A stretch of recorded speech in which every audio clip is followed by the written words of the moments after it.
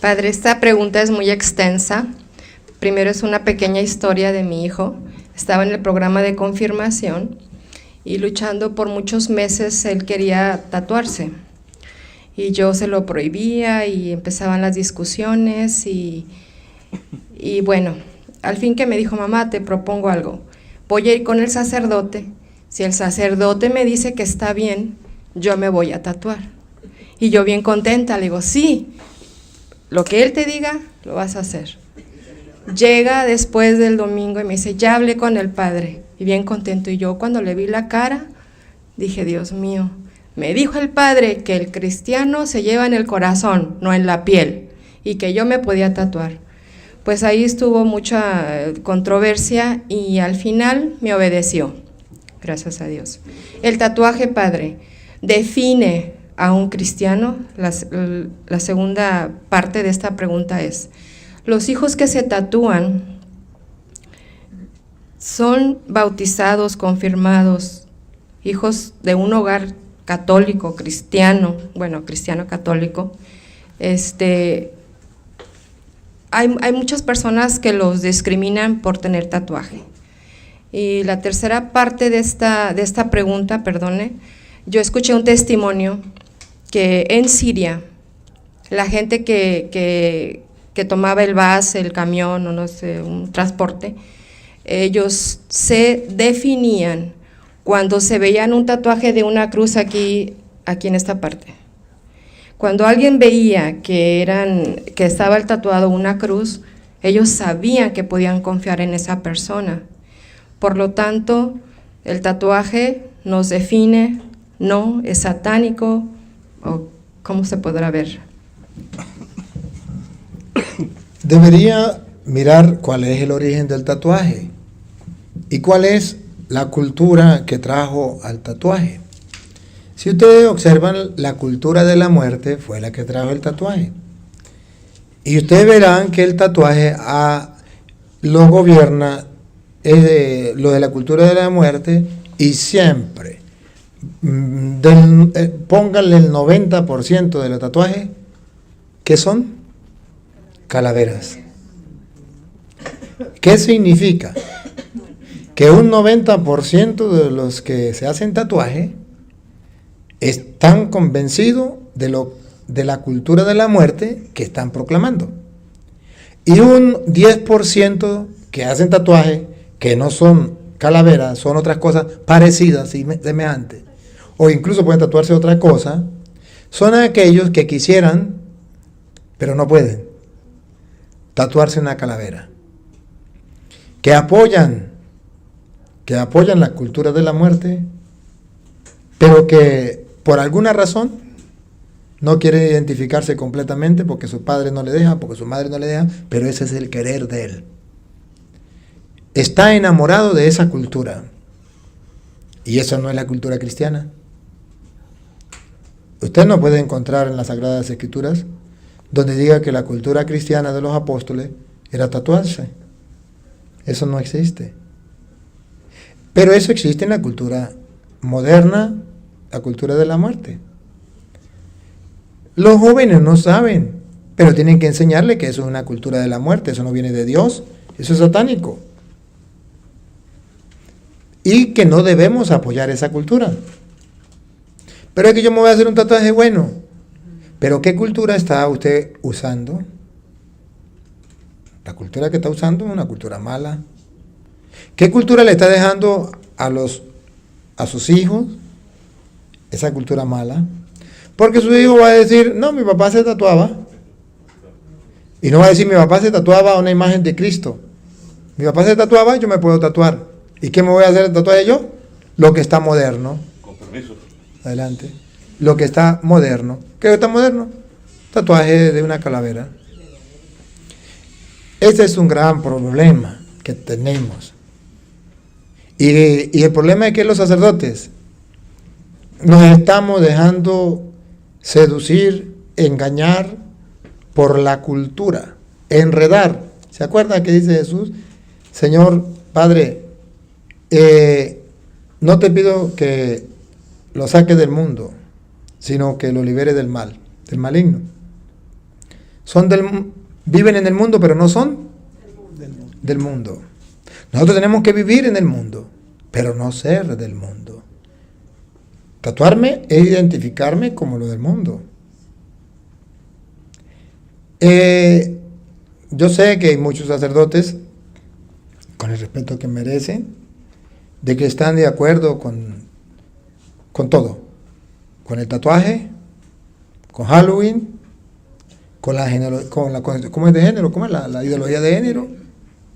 Yo sé que hay sacerdotes que están de acuerdo y dicen, pero la señora llega y le dice, ¿sabe que mi hija se volvió lesbiana? Tranquila, eso es lo mismo, eso no hay ningún problema, eso no es malo, eso no es pecado. Eso está sucediendo. Los sacerdotes se han olvidado, no todos, gracias a Dios no todos, pero algunos se han olvidado que juegan para el equipo de Dios. Y se ha infiltrado el mal en la iglesia. Y eso tenemos que tenerlo presente. Y un sacerdote que juegue para el partido de Satanás es un infiltrado dentro de la iglesia. Y es un instrumento de Satanás para hacer que la gente sea parte de Dios. Por algo Jesús le dijo a Pedro, apártate de mí, Satanás, porque no piensa como Dios, sino como los hombres. Y si Jesucristo viniese hoy día de nuevo, le diría a muchos sacerdotes lo mismo que a Pedro, apártate de mí, Satanás, porque estás pensando como los hombres y no como Dios. Se vuelve a repetir esas palabras. Y eso está en la Biblia, para que ustedes y yo nos demos cuenta que eso ha sucedido, sucede y sucederá. Que muchos sacerdotes podrán pensar como los hombres. Incluso hay laicos que tienen las cosas claras. Y dice, para mí, en mi poco conocimiento, yo apenas hice la primera comunión, recibí catequesis, más nada, no estudié filología ni teología, no soy cura, no soy mona, pero para mí, vivir mi hija con otra mujer, eso es un pecado. O mi hijo, vivir con otro hombre, eso es un pecado.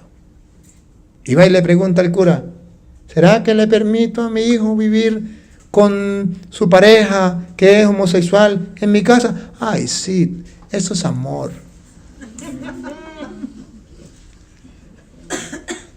Está pensando como los hombres y no como Dios. Apártate de mí.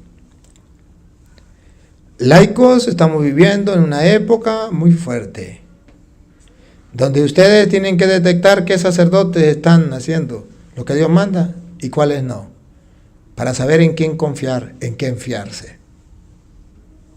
No estamos en la época en que podíamos fiarnos de cualquiera.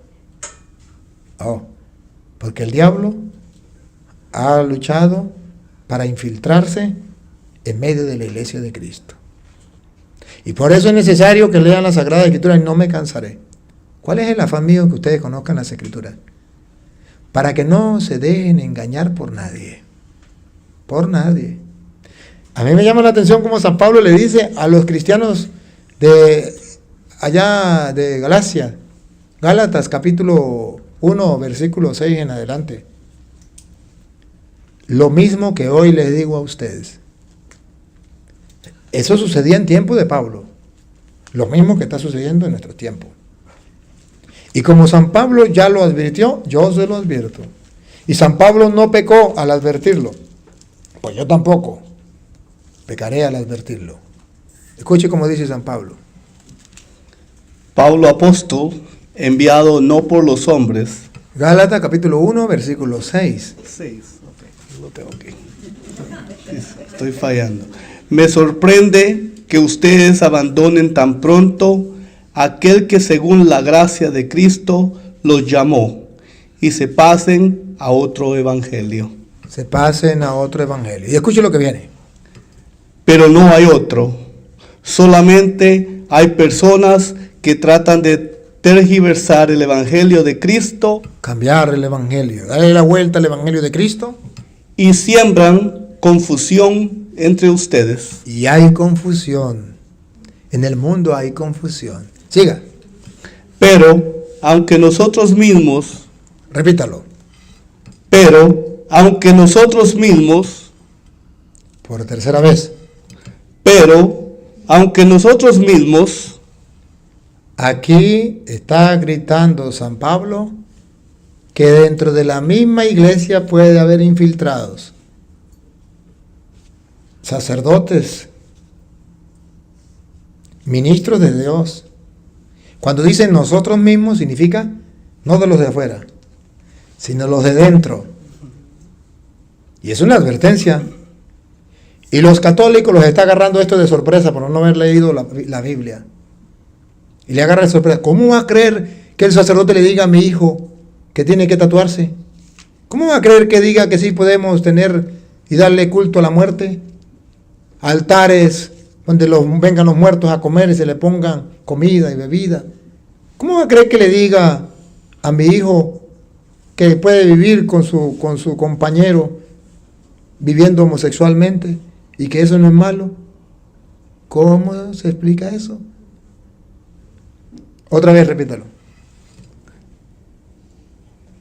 pero aunque nosotros mismos o un ángel del cielo viniese a evangelizarlos en forma diversa a como lo hemos hecho nosotros, yo les digo, fuera con él.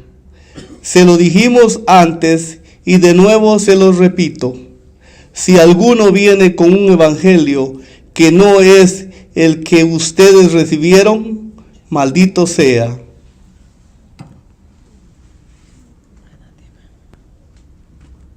Aunque sea sacerdote, pero no se aferra al evangelio de Cristo y enseña otra cosa, no el Padre Toro, San Pablo, y esta palabra de Dios dice, maldito sea. Maldito sea. Y esas palabras en las Sagradas Escrituras tienen peso. Y esas palabras en la Sagrada Escritura no quisiera que se aplicara a mi vida y a ningún sacerdote. Maldito sea. Qué triste que un sacerdote al final de su vida escuche esas palabras de Dios, maldito sea. Porque no predicaste mi evangelio, porque engañaste al pueblo, porque no le dijiste la verdad al pueblo, porque te adaptaste a la cultura, a la ideología de cada país o de cada ateo o de cada gobernante o de cada, para de contar. Y no predicaste el evangelio, maldito sea. No quisiera estar en zapatos de un sacerdote en ese momento en que Dios le diga maldito sea. Es una responsabilidad muy grande. Y mire cómo dice San Pablo luego. Anátema, ¿así se dice? Anatema. Anatema. ¿Con quién tratamos de conciliarnos? Sacerdote, esta es la pregunta que San Pablo nos hace. Otra vez. ¿Con quién tratamos de conciliarnos? ¿De quién queremos ser amigos? ¿A quién queremos agradar? ¿Con los hombres o con Dios? ¿A quién queremos agradar? ¿A los hombres o a Dios? No, es que usted sabe que ahora pues hay leyes y usted sabe que ahora si uno está en contra, pues hasta lo pueden matar. Entonces mejor, ¿para dónde va Vicente? Para allá, ¿para dónde va la gente? Yo no me voy a meter en problemas.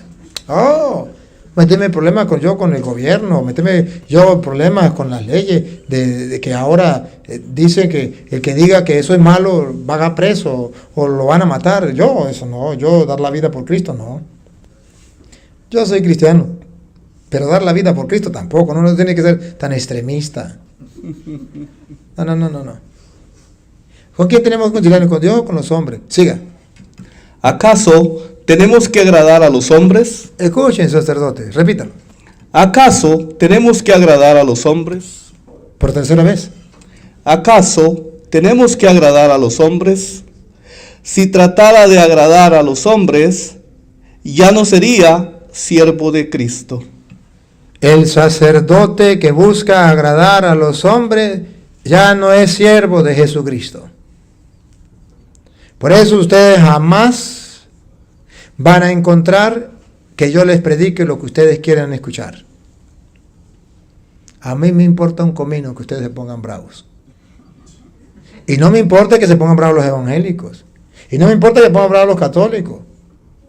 Y no me importa que se pongan bravos mis hermanos sacerdotes, con el respeto que merecen. O los obispos, con el respeto que merecen. No me importa.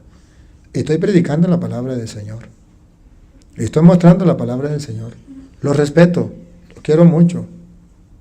Pero tengo que decir la palabra de Dios. Si todavía tratara de agradar a los hombres, ya no sería siervo de Jesucristo. Y esto es lo que el mundo de hoy nos exige. El mundo de hoy nos pide o conmigo o contra mí. Tenemos que tomar una decisión. O agradamos a Dios o agradamos a los hombres. ¿Qué nos dice el mundo?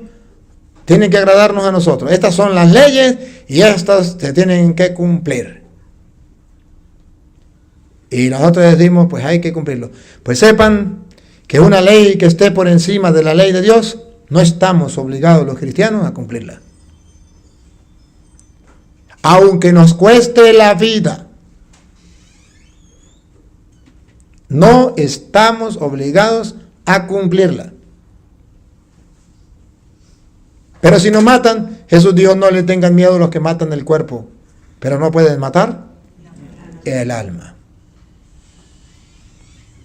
Sí. ¿Saben qué, cristianos? Nos encontramos en el tiempo en que somos o no somos, o fríos o calientes, los tibios o los humitos, o con Dios o con el diablo. Pero si estamos con Dios, llegó el momento en que firmemos ese pacto con Dios con sangre. Vamos a llegar la época como la época de los primeros cristianos, donde firmaban el pacto con Dios con sangre. Y los mataban. Y en México decían, viva Cristo Rey. Y ustedes corren, la mayoría de ustedes por su sangre corre, por sus venas corre sangre mexicana.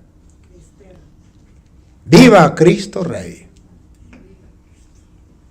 Pero hacen falta cristianos que se tomen el evangelio en serio y que puedan gritar ante un mundo que quiere imponer leyes humanas por encima de la ley de Dios, que puedan decir, viva Cristo Rey. Le dijo Jesús a Pedro, ¿con que darás la vida por mí? Hoy mismo, antes de que el gallo cante, me habrás negado 3 veces. Y lo triste es que lo negó ante una esclava, ante una sirvienta. ¡Qué cobarde! Pues ahí está. Esos cobardes somos nosotros. Y decimos que creemos en Cristo, que amamos a Cristo y no estamos dispuestos a nada. Sepan algo, cristianos. De toda manera nos vamos a morir.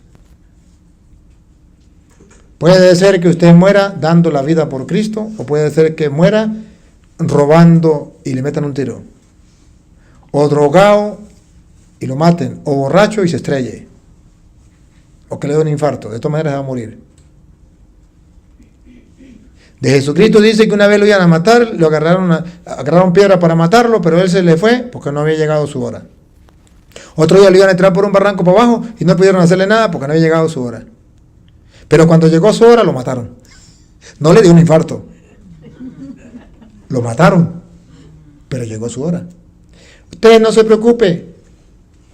El día que le llegue la hora, sea que lo maten por seguir a Cristo, por ser verdadero cristiano, sea que le dé un infarto, sea que muera borracho, sea que lo que sea, ese día usted se va a morir. No se va a morir ni antes ni después.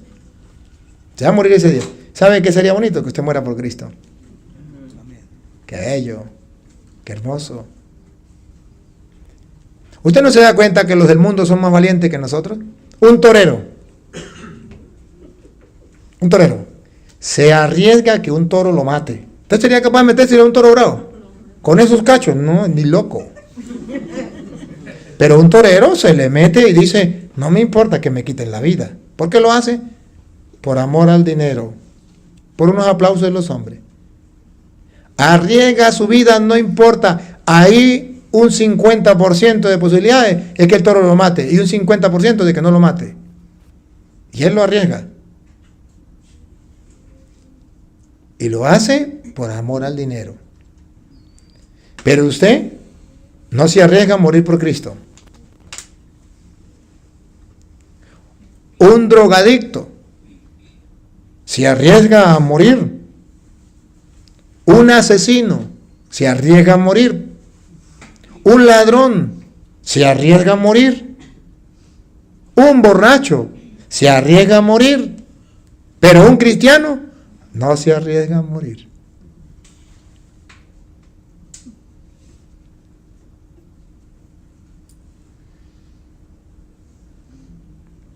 Un policía se arriesga a morir. Un narco se arriesga a morir. Un guerrillero se arriesga a morir. Un malandro se arriesga a morir. Un cristiano no se arriesga a morir.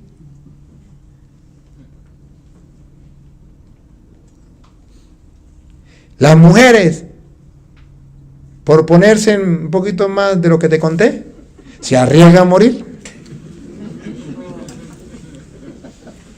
¿Sí? Pero ¿por qué nos arriesgamos a otra cosa? A morir en otras partes, en otros momentos. ¿Y por qué no nos arriesgamos a morir por Cristo? Volví a pensar en voz alta. Vamos, la última pregunta, porque tengo que irnos ya, ¿verdad? ¿Sí, Alfredo? Bueno.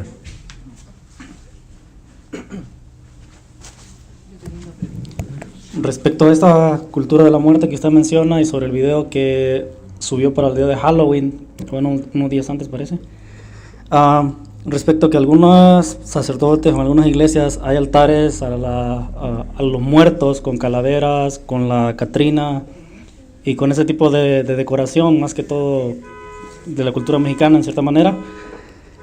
Como laicos, ¿cómo podemos nosotros hablar o cuál es debería ser nuestra reacción o cómo tratar este tema respecto a un sacerdote que tiene este tipo de favoritismo o que está más o menos con la cultura de la muerte, pues? O sea, ¿cuál es nuestra responsabilidad? ¿Cómo debemos enfrentar ese tema?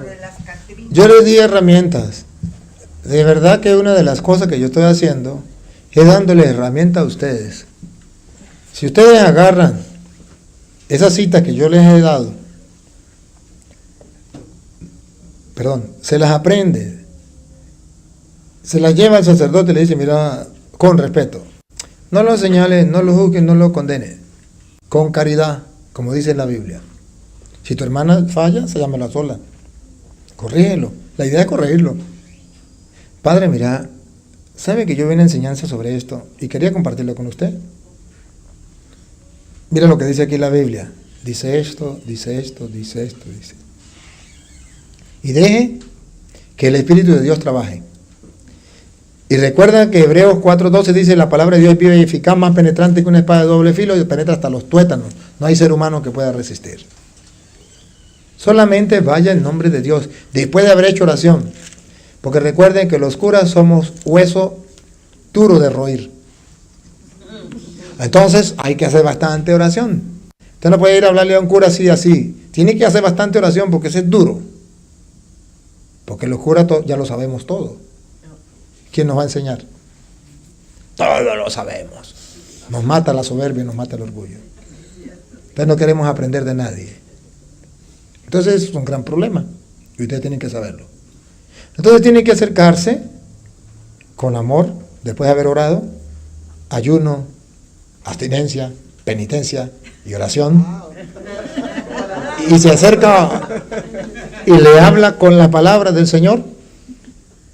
Y déjeme decirle que según dice la Sagrada Escritura, no podrá resistir. No podrá. Según dice Isaías 55:10. Así como la lluvia cae en la tierra y la empapa, y no vuelve a mí con las manos vacías sin haberla hecho germinar a la tierra, haberla dado fruto, así es mi palabra que sale de mi boca. No volverá a mí con las manos vacías. Entonces solamente lo que tenemos que aferrarnos a esa palabra de Dios y decirle al Padre con humildad, con sencillez, con amor. Y ese Padre, por muy duro que sea, mientras más humilde usted lo haga, con más humildad usted lo haga, y sencillez, y con más oración, no lo dejará dormir esa palabra que usted le dijo. Y comenzará a darle vueltas en la cabeza. Y si de repente viene otro y también se lo dice, y usted mete a otra persona, y lo manda a otra persona, y le manda a otra, y son varias, y él no sabe que usted mismo lo está mandando, él dice, ¿qué pasará? Varios me están diciendo esto. Y llega el momento en que cae en cuenta. Ese es mi consejo. Hacerlo, no tenga miedo de hacerlo. Pero es necesario decirle las cosas.